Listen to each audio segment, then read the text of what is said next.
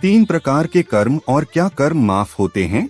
क्या आपने कभी अपने जीवन में यह सवाल पूछा है कि अगर भगवान इतने दयालु हैं, तो अच्छे लोगों के साथ बुरा क्यों होता है और कई बार बुरे लोगों के साथ अच्छा? अगर पूजा पाठ से सब पाप कट जाते हैं, तो फिर कुछ लोग जीवन भर क्यों भोगते रहते हैं? और अगर कर्म सच में होते हैं, तो उनका हिसाब कौन रखता है और वह हिसाब कब चुकता होता है? आज सनातन 365 डे 15 में हम गरुड़ पुराण के अनुसार कर्म का वह सत्य समझेंगे जो मीठा नहीं है लेकिन 100% सच है। आज हम जानेंगे कि कर्म तीन प्रकार के होते हैं और यह भी कि क्या कर्म माफ होते हैं या नहीं। सनातन धर्म में कर्म का अर्थ सिर्फ काम करना नहीं है। कर्म का अर्थ है आप क्या सोचते हैं, किस भावना से सोचते हैं और फिर क्या करते हैं। मन, वाणी और शरीर तीनों से किया गया हर कार्य कर्म बनता है। गरुड़ पुराण स्पष्ट कहता है कि मनुष्य का कोई भी कर्म कभी नष्ट नहीं होता। वह या तो इसी जन्म में फल देता है या अगले जन्म में। अब यहीं से तीन प्रकार के कर्म का नियम शुरू होता है। पहला कर्म होता है संचित कर्म। संचित कर्म का अर्थ है आपके सभी जन्मों के जमा हुए कर्म। जैसे बैंक में सालों की जमा पूंजी होती है, वैसे ही आत्मा के साथ कर्मों का भंडार चलता रहता है। इसमें अच्छे कर्म भी होते हैं और बुरे कर्म भी। हर जन्म में इन संचित कर्मों में से कुछ कर्म निकलकर फल देने लगते हैं, बाकी कर्म भविष्य के लिए जमा रहते हैं। अब सबसे बड़ा सवाल, क्या संचित कर्म माफ हो सकते हैं? गरुड़ पुराण कहता है हाँ, संचित कर्म नष्ट हो सकते हैं, लेकिन यह पूजा का दिखावा नहीं है। संचित कर्म सच्ची भक्ति, आत्मज्ञान, निष्काम कर्म और अहंकार के त्याग से धीरे धीरे जलते हैं।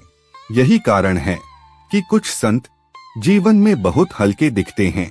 उनके पास दुख नहीं बल्कि शांति होती है। दूसरा कर्म है प्रारब्ध कर्म। यह कर्म सबसे कठोर है और यही सबसे ज्यादा भ्रम पैदा करता है। प्रारब्ध कर्म वो कर्म होते हैं जो इस जन्म का ढांचा तय करते हैं।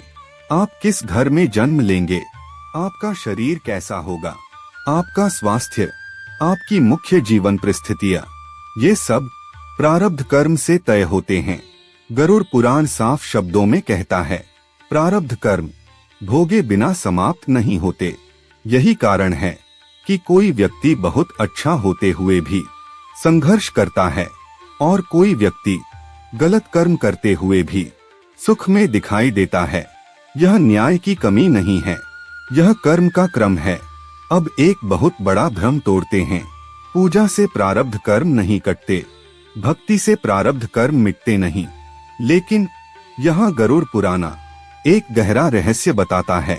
प्रारब्ध कर्म बदले नहीं जा सकते, लेकिन उनकी तीव्रता बदली जा सकती है। दुख आएगा लेकिन टूटेगा नहीं, संघर्ष रहेगा लेकिन सीख बन जाएगा।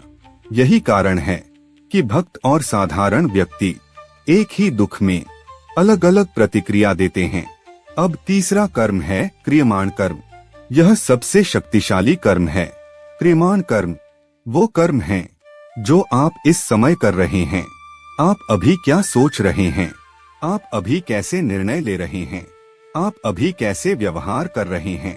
यही कर्म आपके भविष्य और अगले जन्म को बना रहे हैं। गरुड़ पुराना कहता है मनुष्य अपने वर्तमान कर्म से अपने अगले जन्म को बदल सकता है। यही कारण है कि सनातन धर्म कभी निराशा नहीं सिखाता। अब आता है सबसे बड़ा और सबसे कठिन सवाल, क्या कर्म माफ होते हैं? इसका उत्तर सीधा नहीं है। उत्तर है हाँ भी और नहीं भी। प्रारब्ध कर्म माफ नहीं होते, उन्हें भोगना ही पड़ता है। संचित कर्म सच्ची भक्ति से नष्ट हो सकते हैं। क्रियमाण कर्म हर पल नए बनते रहते हैं। इसलिए गरुड़ पुराना चेतावनी देता है, यह मत सोचो कि पूजा सब कुछ मिटा देगी अगर कर्म नहीं बदलोगे। अब भक्ति का सही अर्थ समझो। भक्ति का अर्थ भगवान से सौदा करना नहीं है। भक्ति का अर्थ है अपने कर्मों की जिम्मेदारी लेना। भक्ति कर्मों को छुपाती नहीं। भक्ति आपको कर्म भोगने की शक्ति देती है।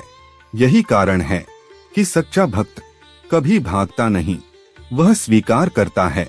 अब अंतिम सत्य सुनो, तुम्हारा भविष्य किसी भगवान की मर्जी से नहीं लिखा जाता। तुम्हारा भविष्य तुम्हारे कर्मों की दिशा से लिखा जाता है। आज का हर कर्म तुम्हारे अगले जन्म की एक ईंट रख रहा है।